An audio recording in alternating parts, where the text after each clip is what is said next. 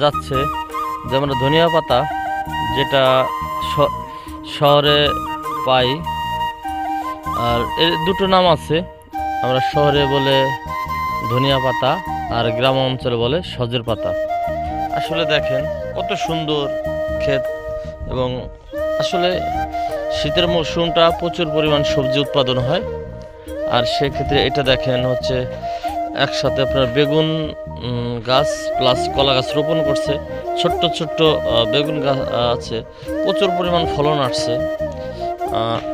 আসছে গাইস। আর এলো আমাদের বাংলার প্রাকৃতিক সৌন্দর্য ভরপুর। আসলে বলে শেষ করা যাবে না। আসলে ওই যারা বাংলাদেশের ভ্রমণ করছে বিভিন্ন প্রান্তে, তারা বলতে পারবে যে আসলে বাংলাদেশ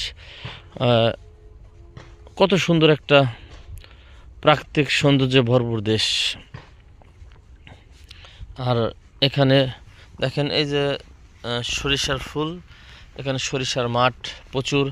এটা হচ্ছে কলই, যেটাকে আমরা খেসারি কলই বলি গাইজ। দেখেন এই যে পেঁয়াজ ক্ষেত, ওই যে প্রচুর পরিমাণ সরিষা। দেখেন গাইজ, ওই যে প্রচুর পরিমাণ সরিষা